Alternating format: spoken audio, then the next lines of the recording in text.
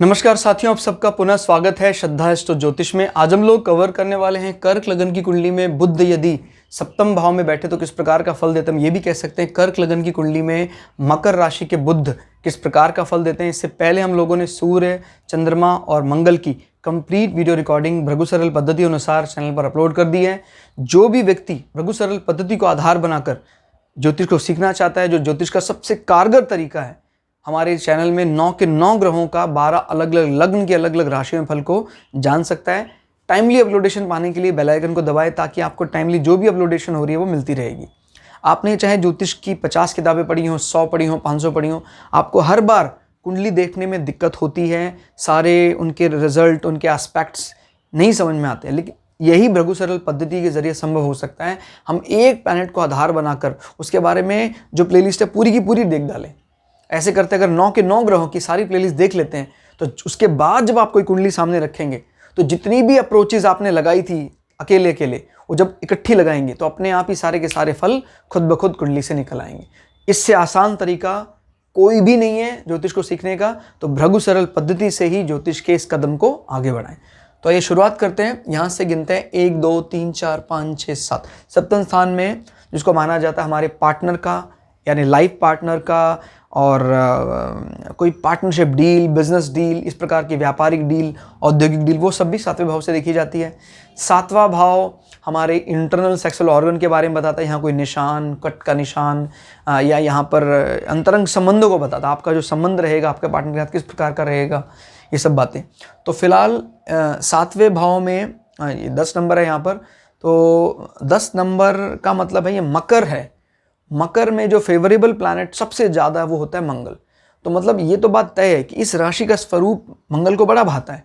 तो जो कर्क लगन वालों का पार्टनर होता है वो स्वभाव से थोड़ा डोमिनेटिंग, अग्रेसिव होता ही है, इसमें कोई दो राय नहीं है। शनि अगर अच्छी स्थिति में ना हो तो फिर हालात थोड़े नाजुक हो सकते हैं। जैसे मान लीजिए शनि है, शनि कहीं नीच का होकर मेष राशि में बैठ जाता, तो ऐसे व्यक्तियों का मतलब अपने पार्टनर के साथ तो थोड़ा बहुत तनातनी रह सकती है। स्पेशली उसके वर्क प्रोफाइल को लेकर तनातनी रहेगी, क्योंकि शनि यहाँ नीच के हो जाते हैं। और अगर शनि स्वग्रही हैं या एक्सेल्ड करके यहाँ बैठ जाते हैं तो फिर ये भाव बहुत बली हो जाते हैं। क्लियर हो गया? तो ये सब देखना। हाँ, नीच में भी नीच भंग का अगर हो रहा है तो फिर वो संतोषजनक स्थिति में अपने आप ही आ जाता है। फिलहाल बुध क्या कर रहा है यहाँ पर बैठकर, जैसे मैंने बताया ना कि पार्टनर इनका थोड़ा अग्रेसिव हो सकता है, तो बुध उसको शांत रखने का काम करेगा। क्योंकि बुध दोनों लॉबी में, चाहे वो सूर्य की लॉबी हो चाहे शनि की लॉबी हो, दोनों लॉबी में बराबर की रिस्पेक्ट रखता है। बुद्धि के देवता माने जाते हैं, बुद्धि को कंट्रोल करने वाले माने जाते हैं। तो अगर जब बुद्धि का स्वामी सप्तम भाव में बैठा है तो उसका मतलब क्या है, आपके पार्टनर को भी बुध शांत रखने का काम करेगा। यहाँ से बुध अपनी सप्तम दृष्टि आप पर भी डाल रहा है, जो आपके भी पार्टनर से मिलने पर, बातचीत करने पर या विवाह होने के बाद आपके भी बौद्धिक स्तर को बढ़ाएगा। क्लियर हो गया? बुध यहाँ से 7वीं दृष्टि यहाँ डाल रहा है। अब बुध किस प्रकार के एफर्ट दे सकता है, कैसे फल दे सकता है, वो डिपेंड करता है बुध की लॉर्डशिप कहाँ से आ रही है। बुध यहाँ जो फल देने वाला है वो 3य भाव का स्वामी है और 12 भाव का स्वामी है। तो अब वो उनसे संबंधित फलों को यहाँ देने का प्रयास करेगा। कैसा? बुध के ऊपर एक छाप लगी हुई है कि बुध 12 भाव का स्वामी है।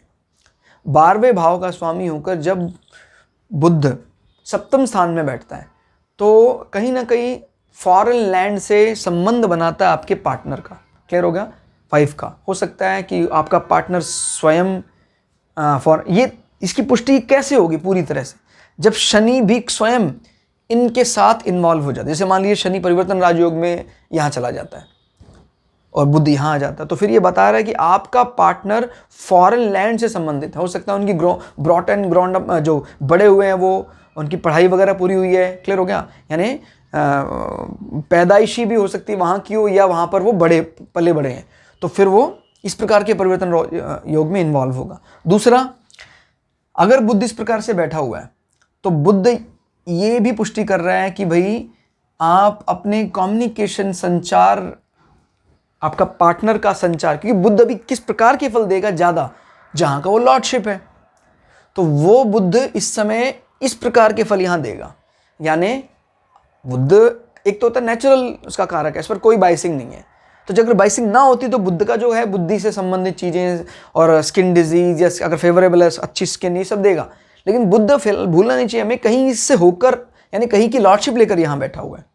तो तृतीय भाव की लॉर्डशिप में भाई बहनों का संबंध आपके पार्टनर के साथ बना रहा है और तृतीय भाव की लॉर्डशिप लेकर यहाँ बैठा है, तो वो आपकी वाणी में निखार लाएगा।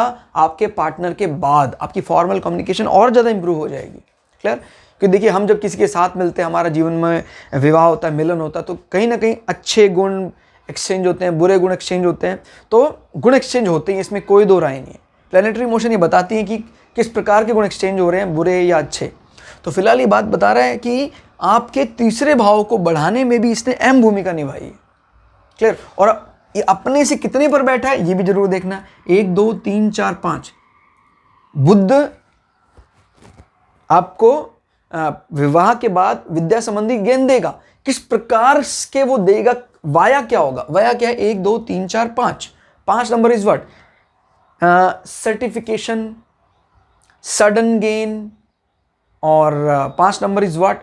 5 नंबर फैन फॉलोइंग भी बताता है। यानी आपको जो बुद्धि से माने आपकी जो वाणी से आपको कुछ मिलने वाला है वो आपको सडन गेन भी दिलवाने वाला होगा। इनफैक्ट आपके पार्टनर के कारण आपको जो बढ़ोतरी है वो सडन गेन दिलवाने वाली होगी।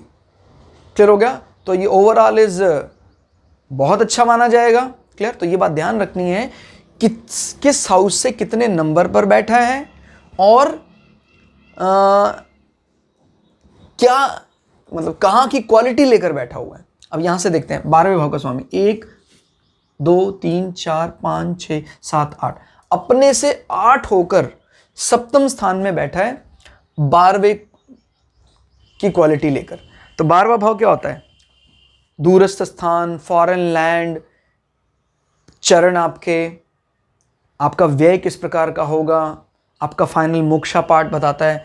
तो जब 12वें स्थान का मालिक यहाँ बैठा हुआ है तो वो क्या लेकर यहाँ आ रहा है और 8th के थ्रू आ रहा है। 8th is what? 8th is again किसी की मृत्यु से गेन। क्लियर?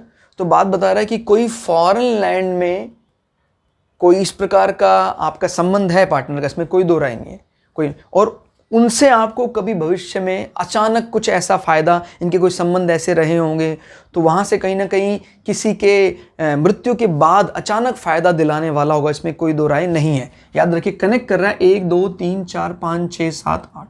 8 is what? मृत्यु से गेन, किसी की मृत्यु से फ़ायदा या डेथ इंश्योरेंस। ऐसे लोगों को ज़रूर डेथ इंश्योरेंस कराना चाहिए, अपना अपने साथ वालों का भी। क्लियर हो गया? अपना अपने पार्टनर का भी। क्लियर? और अगर ये परिवर्तन योग में इन्वॉल्व हो रहा है तो ये पुष्टि कर देता है कि ऐसे व्यक्तियों की फॉरेन लैंड में भी ज़मीन वगैरह है जो बाद में उनको मिलने वाली है। ठीक है? तो कुल मिला के रिजल्ट यहाँ पर इसने काफ़ी अच्छे बनाए। ये दृष्टि आपको कैसे मिल सकती है? ये दृष्टि आपको देखो दुख से कहना पड़ता है कि हम पराशरी सिस्टम सीखते हैं तो खाली वहाँ के सूत्र पीछे पड़ जाते हैं, हम भृगु सरल पद्धति या जो भृगु संहिता है वो भूल जाते हैं। और आप कितनी भी मेहनत कर लें, अगर आप भृगु संहिता को नहीं सीख पाते हैं यानी कि जो सरल सूत्र है वो नहीं जान पाते हैं, तो आप कभी भी ना तो जैमिनी पद्धति में मास्टर हो सकते, ना पराशरी में, और ना ही मॉडर्न समय की केपी एस्ट्रोलॉजी में आप मास्टर हो सकते हैं। तो ज़रूरी है कि आप सारे के सारे ग्रहों की 12 के 12 लग्न के 12 के 12 राशियों में फल को अच्छे से विस्तार से जानें और उसके बाद आप कोई भी कुंडली देखें तुरंत उसका फल आपके सामने होगा। तो दोस्तों क्लास कैसी लगी कमेंट करके जरूर बताइएगा। मिलते हैं अगली क्लास में, तब तक के लिए जय श्री भृगु पराशरा, जय श्री शुक्राचार्य, नमस्कार।